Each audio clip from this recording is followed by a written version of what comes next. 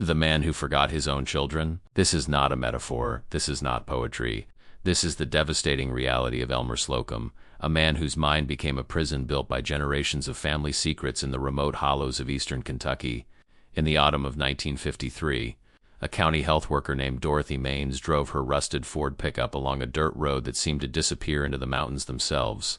She had been assigned to conduct routine wellness checks in Harlan County, a region where the outside world felt like a distant rumor. The Appalachian Mountains rose around her like ancient sentinels, their peaks shrouded in mist that locals called the breath of the old ones. Dorothy had heard whispers in town about a family living deep in Slocum Hollow, a narrow valley accessible only by a single winding path that flooded every spring. The whispers spoke of a man who wandered the woods calling out names that no one recognized, a man who sometimes sat on his own porch and asked his wife who she was, a man whose children had learned to introduce themselves to their father every single morning. The road grew narrower, the trees pressing closer until their branches scraped against the truck's windows like skeletal fingers. Dorothy consulted her hand-drawn map, a crude thing sketched by the general store owner who had warned her not to go. "Them Slocums don't take kindly to strangers," he had said, his eyes avoiding hers. "Been up in that hollow since before anyone can remember. They keep to themselves for a reason." When Dorothy finally emerged into a small clearing, she found a scene that would haunt her for the rest of her life. A weathered wooden cabin stood at the center, its walls leaning at angles that defied architectural logic. Smoke rose from a chimney made of stacked river stones, and on the porch sat a man who appeared to be somewhere between 40 and 70 years old, his age impossible to determine. His face bore features that seemed somehow compressed, his forehead unusually prominent, his eyes set deeply beneath a brow that protruded like a shelf of bone. This was Elmer Slocum, and he was staring at his own hands as if seeing them for the first time. "Good morning," Dorothy called out, keeping her distance as she had been trained to do. "I'm from the county health department. Just here to check on folks." The man looked up, and Dorothy felt a chill that had nothing to do with the October air. His eyes were pale, almost colorless, and they held an expression of profound confusion. "Do I know you?" he asked, his voice carrying the thick accent of the deep mountains. "Are you one of mine?" Before Dorothy could respond, a woman emerged from the cabin. She was thin, painfully so, with hair the color of dirty straw pulled back in a severe bun. Her dress was patched in so many places it looked like a quilt, but it was her face that made Dorothy's breath catch. The woman shared Elmer's unusual features, the same prominent forehead, the same deep-set eyes, the same compressed quality to her facial structure. "Don't mind him," the woman said, her voice carrying a weariness that seemed to have accumulated over decades. "He don't remember much these days. I'm Bessie Slocum, his wife." Dorothy would later learn that Bessie was also Elmer's first cousin, and that Elmer's parents had been first cousins as well, and that for 7 generations, the Slocum family had rarely married outside their own bloodline, creating a genetic legacy that had finally manifested in Elmer's deteriorating mind. The Slocum family had arrived in this hollow in 1789, part of the Great Westward Migration following the Revolutionary War. They were originally from Virginia, a family of modest means seeking land and opportunity in the untamed wilderness of Kentucky. They found both in this isolated valley surrounded by mountains so steep that winter snows could trap them for months at a time. In those early years, isolation was simply a fact of life. The nearest town was 2 days' journey by horse. Churches, schools, and social gatherings were luxuries that the Slocums could not afford. So they did what many isolated Appalachian families did. They turned inward. Cousins married cousins. Brothers married the widows of brothers. The family tree became less a tree and more a tangled vine, folding back upon itself generation after generation. By 1830, the Slocums had established a pattern that would persist for over a century. They farmed the narrow strip of fertile land at the hollow's bottom. They hunted the surrounding forests. They traded occasionally with the outside world, selling ginseng and furs for the few supplies they could not produce themselves. And they married within the family, viewing outsiders with suspicion bordering on hostility. The genetic consequences began to appear by the 1870s. County records from Harlan County, now preserved in the state archives in Frankfort, documented disturbing pattern. Slocum children began dying in infancy at rates far exceeding even the high mortality of the era. Those who survived often bore physical peculiarities, unusual facial features, limbs that did not develop properly, hearts that beat with irregular rhythms. But it was the mental deterioration that proved most devastating. By the 1890s, At least 3 Slocum men had experienced what the family called the forgetting. Their minds would begin to fail in their 30s or 40s, memories slipping away like water through cupped hands. They would forget skills they had known since childhood. They would forget the names of their children. Eventually, they would forget how to feed themselves, how to speak, how to recognize the faces of those who loved them. Medical science of that era had no explanation for this phenomenon.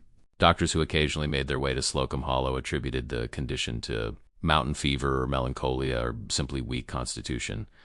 They did not understand that they were witnessing the accumulated genetic damage of generations of consanguineous unions, a biological debt that was coming due with devastating interest. Elmer Slocum was born in 1911, the 7th child of Josiah and Martha Slocum. Josiah was the son of 2 first cousins. Martha was the daughter of a man who had married his own niece. By the time Elmer drew his first breath in that isolated cabin, his genetic heritage was already compromised in ways that would not become apparent for decades. As a child, Elmer seemed normal enough by the standards of Slocum Hollow. He was perhaps slower to speak than other children, slower to walk, slower to learn the skills of farming and hunting that defined mountain life. But his parents themselves, products of generations of intermarriage, saw nothing unusual. This was simply how Slocum children were. Elmer married Bessie in 1932 when he was 21 and she was 17. The wedding was performed by a traveling preacher who asked no questions about the bride and groom's relationship to each other. Such questions were not asked in the hollows of eastern Kentucky. Such questions were not welcome. By 1940, Elmer and Bessie had 6 children. 2 had died in infancy, their small bodies buried in the family cemetery on the hillside above the cabin. The 4 who survived bore the marks of their heritage in varying degrees. The eldest, a boy named Harlan after the county itself, walked with a pronounced limp due to a hip that had not formed correctly in the womb. The second child, a girl named Pearl, was born with a cleft lip that made eating and speaking difficult. The third, a boy called Junior, seemed healthy but struggled to learn even the simplest tasks. The fourth, a girl named Opel, appeared normal in every way, a fact that would later prove both blessing and curse. It was in 1945 that Elmer began to forget. The first sign came on a summer evening when the family sat down to supper. Elmer looked around the table at his children and asked Bessie, "Whose young'uns are these?" Bessie laughed, thinking it a joke. But Elmer's face held no humor, only genuine confusion. "I don't reckon I know these children," he said. "Are they kin to us?" Bessie would later tell Dorothy Maines that this was the moment her heart first broke. It would break many more times in the years that followed. The forgetting progressed slowly at first. Elmer would lose track of conversations midway through. He would start tasks and forget what he was doing. He would call his children by the wrong names or by no names at all, referring to them simply as boy or girl as if they were strangers passing through. By 1950, Elmer could no longer be trusted with the farm work that had defined his entire life. He would wander into the fields and stand there for hours, unable to remember why he had come. He would pick up tools and stare at them, their purpose erased from his mind. Once he walked 3 miles down the hollow before Harlan found him sitting by the creek, weeping because he could not remember how to get home. The children adapted as children do. Each morning they would greet their father and tell him their names. "I'm Harlan, your firstborn son. I'm Pearl, your daughter. I'm Junior, your boy. I'm Opel, your youngest." They said these words every day, a ritual of reintroduction that became as routine as breakfast. But there were days when even this was not enough. Days when Elmer would look at Bessie with fear in his pale eyes and ask who she was and why she was in his house. Days when he would try to chase his own children away, convinced they were intruders come to steal from him. Days when he would weep for hours, mourning people whose names he could not remember, but whose absence he felt like a wound. Dorothy Maines spent 3 hours at the Slocum cabin that October day in 1953. She documented what she observed in careful, clinical language that nonetheless could not conceal the horror of what she had witnessed. She noted Elmer's condition, his confusion, his inability to recognize family members. She noted the physical characteristics shared by multiple family members. She noted the isolation, the poverty, the desperate circumstances in which this family lived. But Dorothy was also a woman of her time, and she understood that some truths were too dangerous to speak aloud. She did not write in her report what she suspected about the family's history. She did not use the words that would have explained what she had seen. She simply recommended that further investigation may be warranted and returned to town, where she immediately requested a transfer to another county. The Slocum file was closed and forgotten, buried in a filing cabinet in the basement of the Harlan County Courthouse. it would not be rediscovered for nearly 30 years. But the story of Elmer Slocum and his family was far from over. In fact, the most devastating revelations were yet to come. Confira se Jr. inscrito nest canal, se voca, queer descobrir, segredos prohibidos, qa historia tend to esconder, inscribisse agora e ativus notificexes para now perder in huma revelaca. The winter of 1953 descended upon Slocum Hollow with particular cruelty. Snow fell in sheets that buried the cabin to its windows, trapping the family inside for weeks at a time. For most families, such confinement would be merely inconvenient. For the Slocums, it became a crucible of suffering. Elmer's condition deteriorated rapidly during those frozen months. Confined to the small cabin with nowhere to wander, his confusion turned to agitation. He would pace the rough wooden floors for hours, muttering names that no one recognized, responding to voices that no one else could hear.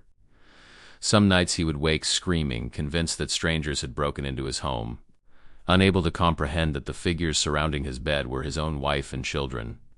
Bessie aged 10 years that winter. At 38, she looked closer to 60, her face lined with exhaustion and grief, her hair streaked with gray that had not been there in autumn.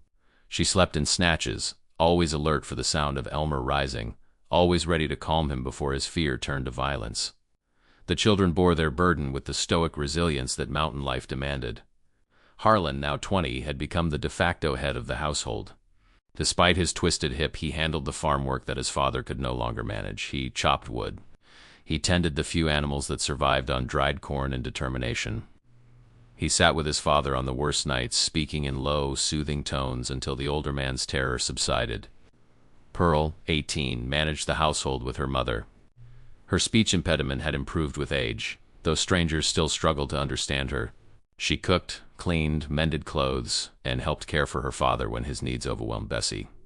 She rarely complained, but Harlan sometimes heard her crying softly in the night, mourning the life she would never have. Junior, 16, was perhaps the most affected by the household's constant tension. His own mental limitations made it difficult for him to understand why his father no longer recognized him. Each morning's ritual of reintroduction wounded him anew. "I'm Junior," he would say, hope lighting his simple features. And each morning Elmer would look at him with blank incomprehension, and Junior's hope would die a little more. Only Opel, at 14, seemed to carry the weight of their circumstances with something approaching grace. She had inherited whatever genetic luck had passed down through the tangled Slocum line. Her mind was sharp, her body healthy, her features lacking the unusual characteristics that marked her siblings. She read the few books the family possessed until their pages fell apart. She asked questions about the world beyond the hollow that no one could answer. She dreamed of escape with the fierce determination of the young. It was Opel who first began to understand the true nature of her family's curse. The realization came gradually, assembled from fragments of overheard conversations. From observations she was too intelligent not to make, from the family Bible that recorded generations of marriages and births in faded ink. She noticed how the same surnames appeared again and again, how the family tree seemed to fold back upon itself, how cousins became spouses with disturbing regularity. One evening in February, while a blizzard howled outside and Elmer sat in his chair staring at nothing, Opel approached her mother with the Bible in her hands. "Mama," she said, her voice steady despite her racing heart, "how come Daddy's mama and Daddy had the same last name before they got married?" Bessie's hand stilled over the sock she was darning. The cabin fell silent except for the wind and the crackling fire. Even Elmer seemed to sense the weight of the moment, turning his pale eyes toward his daughter as if seeing her for the first time. "That ain't a question for young'uns," Bessie said finally, her voice carrying a warning that Opel chose to ignore. "And how come you and Daddy got the same grandparents?" Opel pressed on, her finger tracing the lines of descent in the Bible. "I counted it up. Mama, we're all kin to each other more ways than I can figure." The slap came faster than thought, Bessie's work-roughened hand connecting with Opel's cheek hard enough to snap her head to the side. The Bible fell to the floor, its ancient pages scattering. "You don't speak of such things," Bessie hissed, her face transformed by an emotion that was part shame, part fear, part grief, too deep for words. "You hear me? You never speak of such things." Opel did not cry. She gathered the fallen pages with careful hands, her cheek burning but her eyes dry. She had learned something important that night, something that would shape the rest of her life. She had learned that her family's history was a wound too painful to touch, a secret too shameful to acknowledge. But secrets, like water, always find a way to the surface.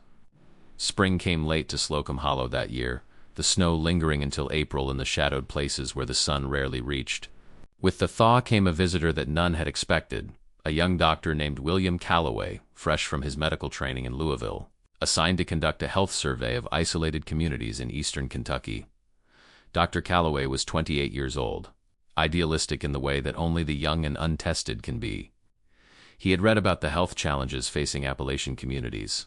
He had studied the statistics on infant mortality, on preventable diseases, on the crushing poverty that defined life in the mountain hollows.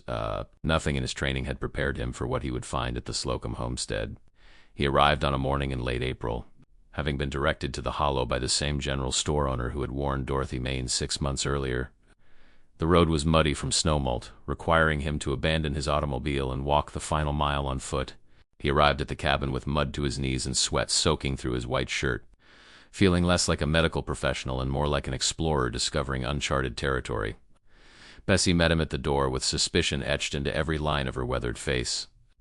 "We don't need no doctor," she said, blocking the entrance with her thin body. "Slocums take care of our own." But Dr. Calloway was persistent in the manner of all young men who believe they can change the world. He explained his purpose, his survey, his genuine desire to help. He promised he meant no harm, wanted only to ensure the family's health, could provide medicines and treatments that might ease their suffering.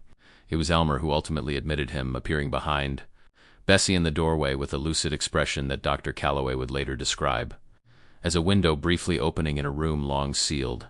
"Let the man and woman," Elmer said, his voice clear and commanding in a way it had not been for months. "Maybe he can tell us what's wrong with my head." That day, William Calloway conducted the most thorough medical examination the Slocum family had ever experienced. He checked hearts and lungs, examined eyes and ears, tested reflexes and responses. He asked questions about family history that made Bessie's lips thin with disapproval, but which she answered nonetheless, perhaps sensing that this young outsider might possess knowledge that could help. What Dr. Calloway discovered shook him to his core. He documented it all in his medical journal, pages that would eventually find their way to the Kentucky State Archives, where researchers would study them decades later. He noted Elmer's profound cognitive decline, the memory loss that had progressed to the point where the man could not reliably recall events from one hour to the next. He noted the physical characteristics shared by multiple family members, features that medical texts of the era associated with hereditary conditions. He noted the pattern of illness and death that emerged from Bessie's reluctant family history. But most significantly, Dr. Calloway noted what he called the inheritance pattern, though the science of genetics was still in its relative infancy in 1954. Enough was understood for a trained physician to recognize the signs of recessive genetic conditions concentrated through generations of consanguineous marriage. "How many generations has your family been in this hollow?" Dr. Calloway asked Bessie, keeping his voice carefully neutral. "Since the beginning," Bessie replied, her chin lifting with something that might have been pride or might have been defiance. "Slocums built this place. Slocums have always lived here, and the marriages within the family, the unions between cousins and other relatives, how far back do those go?" Bessie's face closed like a door slamming shut. "That ain't none of your concern, doctor. We marry our own because outsiders can't be trusted. Everyone knows that." Dr. Calloway understood that he had pushed as far as he could push, but in the weeks that followed he made multiple return visits to Slocum Hollow, building a relationship with the family that allowed him deeper access to their history and their suffering. He brought medicines that eased Elmer's agitation. He brought nutritional supplements that helped Pearl gain weight. He brought books for Opel, who devoured them with a hunger that broke his heart. And slowly, piece by piece, he assembled the truth of what had happened to this family. The Slocum genetic legacy was a perfect storm of tragic circumstances. Their original isolation had been a matter of geography and poverty. Their continued isolation had become a matter of choice, reinforced by suspicion of outsiders that deepened with each generation.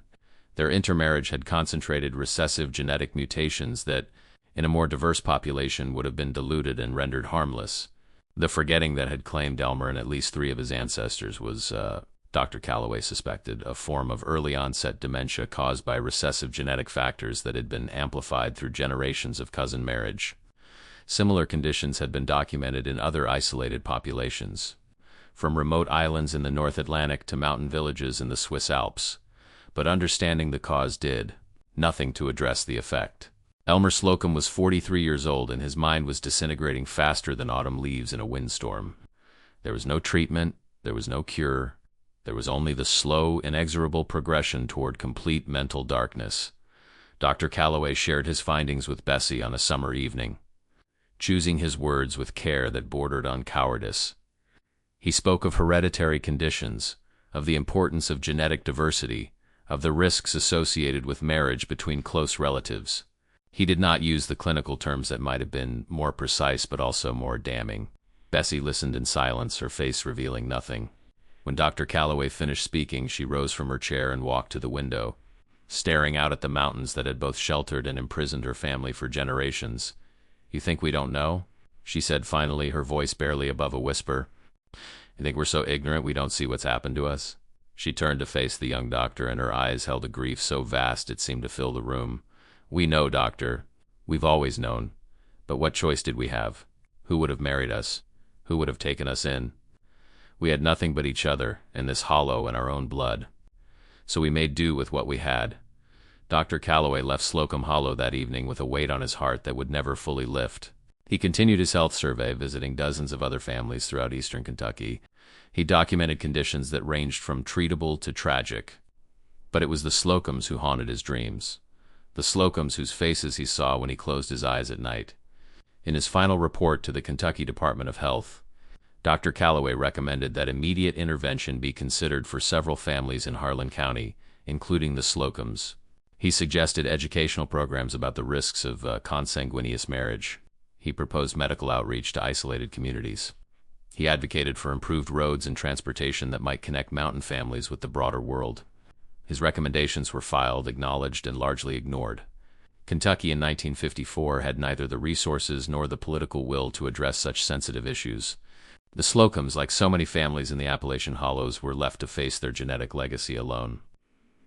But Dr. Calloway's report would eventually prove significant in ways he never anticipated.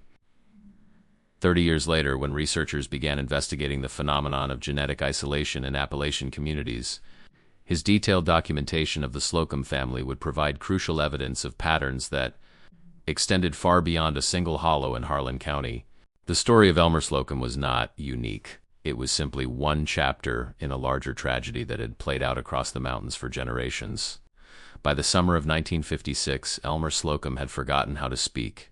The progression had been gradual but relentless, a tide of forgetfulness that swept away his language word by word.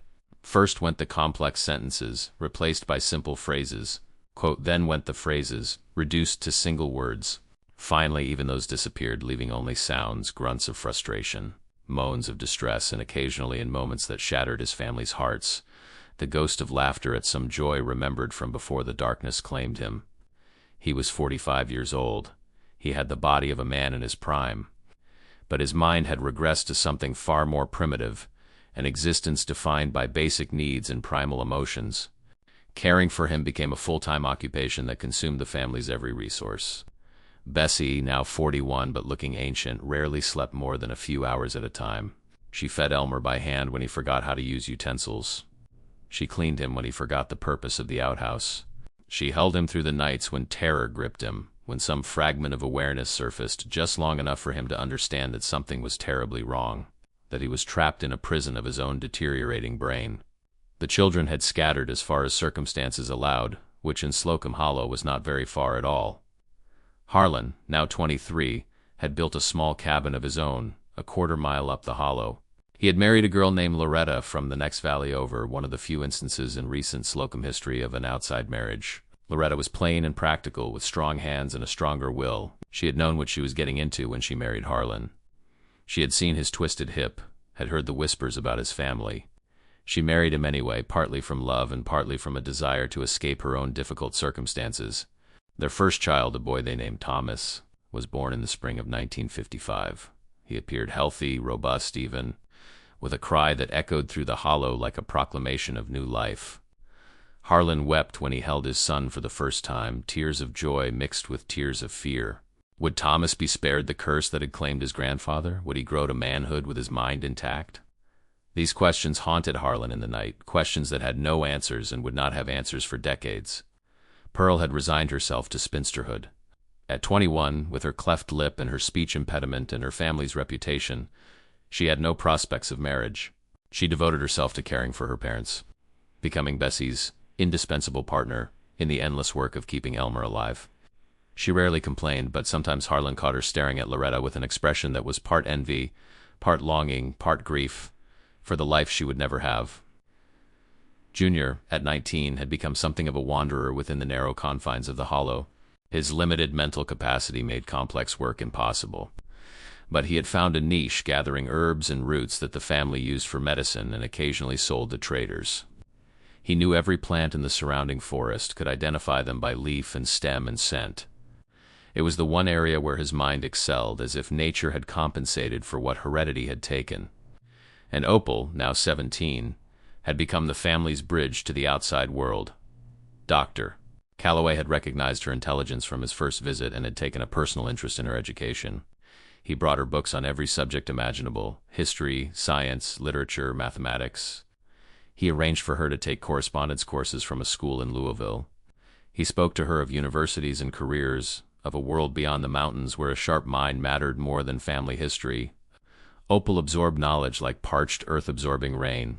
She learned faster than Dr. Calloway could provide materials. She asked questions that challenged his own understanding. She developed a particular fascination with biology and heredity, subjects that spoke directly to her family's situation. She wanted to understand, on a scientific level, what had happened to her father, to her ancestors, to her entire bloodline.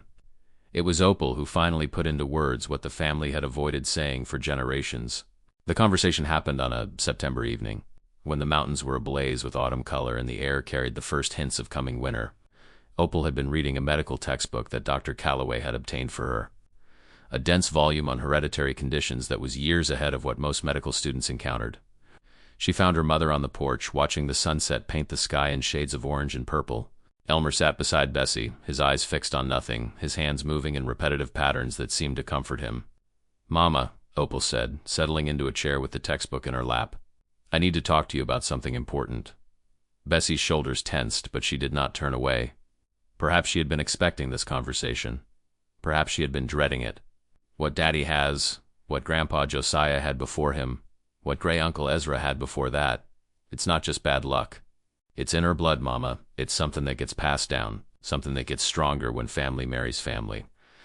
Bessie remained silent, but her hands had begun to tremble.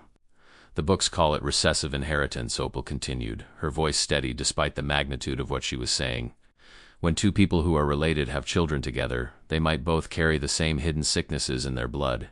And when those hidden sicknesses meet up in a child, that child gets the full burden. Not just once, but doubled.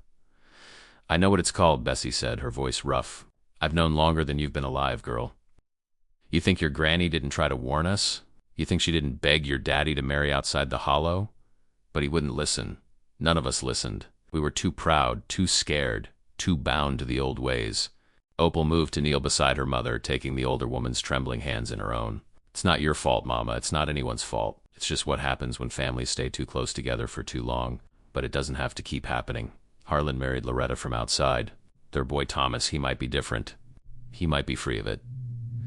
Bessie looked at her daughter with eyes that held generations of accumulated sorrow. "And what about you, Opel? What about Pearl? What about Junior? What's to become of you?" It was a question that Opel had asked herself countless times. She had inherited her family's genetic legacy just as surely as her siblings had, even if its manifestation in her was less obvious. Any children she might have could carry the same dangerous combinations of recessive traits that had destroyed her father's mind. "I don't know, Mama," she admitted, "but I'm going to find out. I'm going to learn everything there is to learn about how blood passes down its secrets. And maybe someday I'll understand enough to help families like ours." That night, as she lay in her bed listening to the sounds of the Hollow, the owls calling and the creek murmuring, and her father making soft sounds in his sleep, Opel made a decision that would change everything. She would leave Slocum Hollow. She would pursue the education that Dr. Calloway had told her was possible. She would become the first Slocum in 7 generations to step fully into the outside world. But before she could take that step, tragedy would strike again. It happened on an October morning, when the first frost had whitened the ground and the mountains wore their autumn colors like a final celebration before winter's gray. Junior had gone out early to gather ginseng. the valuable root that grew wild in the forests and could be sold for good money to traders who came through the area. He did not return by midday, which was unusual. He did not return by evening, which was alarming. By nightfall, the family had organized a search party, their lanterns creating bobbing points of light in the darkness as they called his name through the hollows and up the mountainsides. They found him the next morning at the bottom of a ravine 2 miles from home. He had apparently slipped on loose rocks and tumbled down the steep slope, striking his head on a boulder during the fall. His basket of ginseng lay scattered across the forest floor, the precious roots he had spent hours gathering now worthless. Junior was alive but unconscious, his breathing shallow and irregular. They carried him home on a makeshift stretcher, and Dr. Calloway was summoned from town by the fastest rider the family could find. When the doctor arrived, his examination was brief and his verdict devastating. Junior had suffered a severe head injury. He was unconscious and likely to remain so. Even if he awoke, the damage to his brain was extensive. The boy who had already struggled with limited mental capacity would now struggle even more, if he survived at all. "How long?" Bessie asked, her voice stripped of everything but raw grief. "I can't say for certain," Dr. Calloway replied, his own voice heavy with the weight of the news he was delivering. "Days, perhaps. Weeks at most. I'm sorry. There's nothing I can do. Se voca sentiquesa historia esta despertando algo profundo em voca. Se esta se conectando comador ie. Injustica vivid a por esas pessoas. Dex macamatorio dizendo. Algumas feridas atrevas. Em joax semea. Jorax semjami cicatriz arum. Suavas mostra que essas historias meracem ser cantadas." Junior lingered for 11 days, never regaining consciousness. He died on a gray morning when rain fell steadily from a sky the color of slate. They buried him in the family cemetery on the hillside next to the infant siblings he had never known, in soil that held generations of Slocums who had lived and loved and suffered in this isolated hollow. At the graveside, as rain mixed with tears on weathered faces, Opel looked around at what remained of her family. Her father, present but absent, his mind long gone to whatever dark place consumed it. Her mother, bent with grief and exhaustion, aged beyond her years. Her sister Pearl, stoic and resigned. Her brother Harlan, holding his healthy son while his wife Loretta wept. And Opel made her second decision, one that contradicted the first but felt equally necessary. She would not leave. Not yet. Not while her family still needed her. She would stay in Slocum Hollow until her father passed, until her mother had someone else to rely upon, until she could leave without abandoning those who had no one else. It was a decision that would cost her 3 more years of her life, 3 years that might have been spent pursuing the education and career she dreamed of. But it was the right decision, the only decision she could live with. The Slocums had spent 7 generations turning inward, closing themselves off from the world. Opel would be the one to finally turn outward again. But she would do it without forgetting where she came from, and without abandoning those who could not follow. The year 1958 brought changes to Slocum Hollow that would have been unimaginable a decade earlier. A paved road finally reached within a mile of the family homestead, part of a state initiative to improve access to isolated mountain communities. For the first time in their history, the Slocums could travel to town in hours rather than days, could receive visitors without requiring them to undertake an expedition. With the road came electricity strung along poles that marched up the hollow like a line of wooden soldiers. The cabin that had been lit by candles and oil lamps for nearly 2 centuries now glowed with electric bulbs. A refrigerator replaced the root cellar for food storage.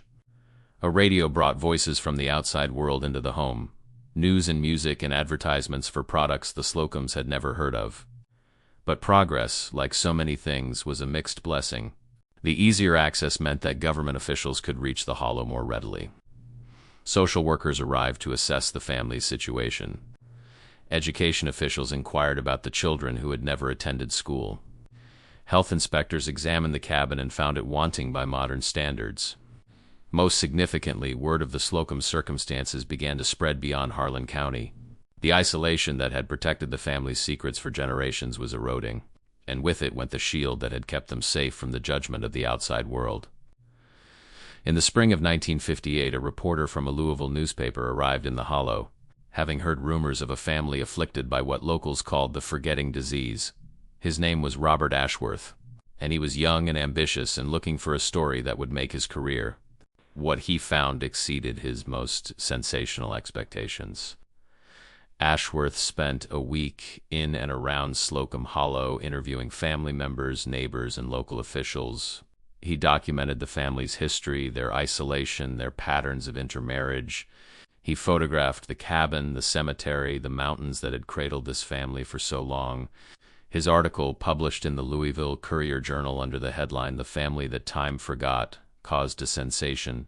The piece was not unsympathetic, but neither was it entirely respectful of the family's dignity. It described Elmer's condition in clinical detail.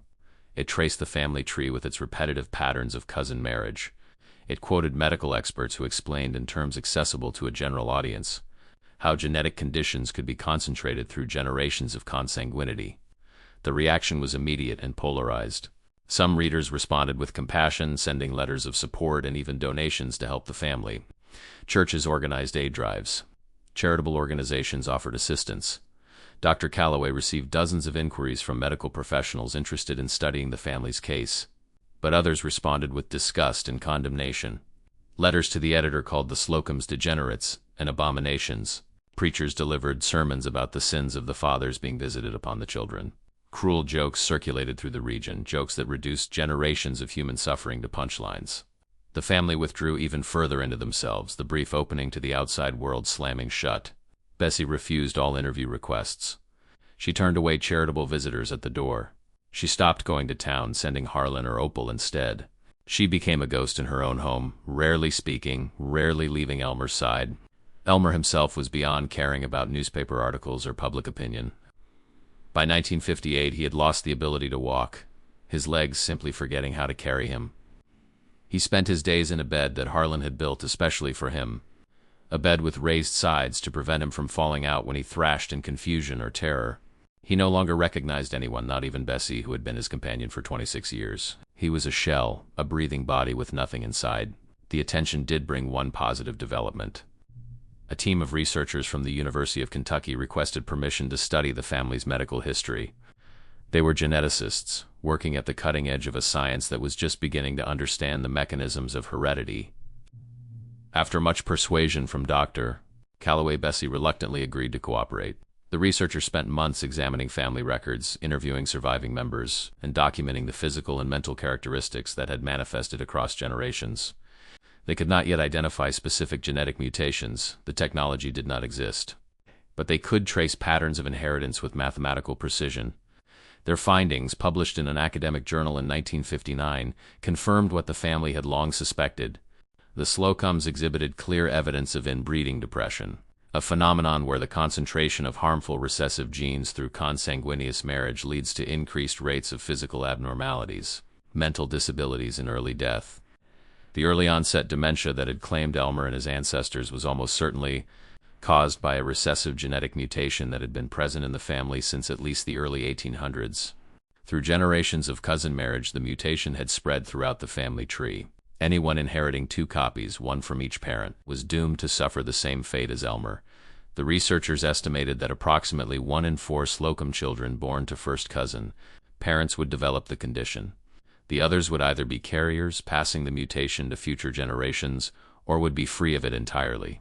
Opel read the research paper with a mixture of vindication and dread. She'd been right about the scientific basis of her family's suffering. But she had also been right about something else. There was no cure, no treatment, no way to undo the genetic damage that had accumulated over 7 generations. The only solution was prevention. The only hope was for the family to marry outside their bloodline, diluting the dangerous concentration of recessive mutations with fresh genetic material. Harlan and Loretta's son Thomas, now 4 years old, showed no signs of the cognitive problems that had plagued his grandfather and great-grandfather. The researchers believed this was because Loretta, being from outside the family, almost certainly did not carry the same recessive mutation. Thomas might be a carrier, but he would not develop the disease himself. It was a small victory, but in the Slocum family, small victories were precious. Elmer Slocum died on Christmas Eve, 1959. He was 48 years old, but he had been gone, in every meaningful sense, for years before his body finally surrendered. They buried him in the family cemetery next to Junior in a grave dug by Harlan through frozen ground. The service was small, just the immediate family and Dr. Calloway, who had become something like a member of the family himself over the years. Bessie did not weep at the graveside. She had exhausted her tears long ago, during the endless nights of caring for a husband who no longer knew her. She stood rigid and dry-eyed, watching as the first shovel of earth fell upon the coffin. It said, "Peace now," Dr. Calloway offered, the words inadequate but sincere. "He's been at peace for years," Bessie replied, her voice flat. "It's the rest of us who've been in torment." In the months that followed, Opel finally made good on her long-delayed plan to leave Slocum Hollow. With Dr. Calloway's help, she secured a scholarship to a small college in eastern Kentucky, the first step on what would become a remarkable journey. She studied biology with a focus on heredity and genetics, graduating with honors in 1963. She went on to earn a master's degree and then a doctorate, becoming one of the few women of her generation to achieve such academic distinction. Dr. Opel Slocum, as she eventually became known, dedicated her career to studying genetic disorders in isolated populations. She published dozens of papers on the subject. She advised families struggling with similar issues. She became a quiet advocate for genetic counseling and education, helping people understand the risks associated with consanguineous marriage. She never married. She never had children. It was a choice she made deliberately, knowing the risks that her own genetic heritage posed. Some called it a sacrifice. Opel called it simply the right thing to do. But she never forgot where she came from. Every year she returned to Slocum Hollow to visit her mother and sister, to place flowers on the graves of her father and brother, to walk the same paths her ancestors had walked for 7 generations. The hollow itself was changing. The old cabin had been torn down and replaced with a modest modern house. Electricity and plumbing and telephone service had transformed daily life. Harlan and Loretta had 4 children, all healthy, all bright, all with futures unimaginable to earlier generations. But the mountains remained the same, ancient and patient, keepers of secrets that would take decades more to fully understand. The final chapter of the Slocum story unfolded over decades, a slow emergence from darkness into light. Bessie Slocum lived until 1978, dying at the age of 63, from a heart that had simply worn out after years of grief and labor. She was buried next to Elmer, united in death with the man whose mind had left her long before his body followed. Pearl never married, as she had always known she would not. But she found purpose in caring for her mother and then, after Bessie's death, in helping raise Harlan and Loretta's children. She became the family historian, the keeper of stories, the one who remembered what others forgot or chose not to recall. It was Pearl who first agreed to speak with historians when, in the 1980s, academic interest in Appalachian families increased. She sat for interviews that lasted hours, her speech impediment long since overcome through years of effort, her memory sharp and detailed. She spoke of her father, of the man he had been before the forgetting claimed him. She described a person of strength and humor, a skilled hunter and farmer, a father who had loved his children fiercely in the years when he could still remember them. She wanted the world to know that Elmer Slocum had been more than his disease, more than a case study in genetic tragedy. She spoke of her mother, of the quiet heroism that had defined Bessie's life. She described the years of caregiving, the sleepless nights, the endless patience required to tend a husband whose mind had reverted to infancy. She wanted the world to understand the human cost of genetic isolation, not just the scientific facts, but the lived reality of families struggling with burdens they had not chosen and could not escape. She spoke of her own life, of the choices she had made and those that had been made for her. She acknowledged the role that her family's history had played in limiting her options, but she refused to be defined solely by that history. She had found meaning in service to others, in the love she gave and received, in the simple act of bearing witness to her family's story. Pearl Slocum died in 1992, the last of Elmer and Bessie's children to survive. She was buried in the family cemetery, the newest grave in a row that stretched back nearly 2 centuries. But the family itself continued, transformed and renewed through the generations that followed. Thomas, Harlan, and Loretta's firstborn grew up healthy and strong. He left the hollow to attend college, the second Slocum to do so after his aunt Opel.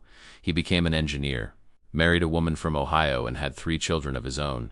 His siblings followed similar paths. They scattered across the country, pursuing careers and relationships that would have been impossible for their ancestors. They married people from diverse backgrounds, ensuring that the genetic concentration that had plagued earlier generations would be diluted beyond danger. Dr. Opel Slocum lived to see these changes, watching with quiet satisfaction as her family finally broke free from the patterns that had imprisoned them for so long. She died in 2001 at the age of 62, her career behind her, her legacy secure in the families she had helped and the science she had advanced.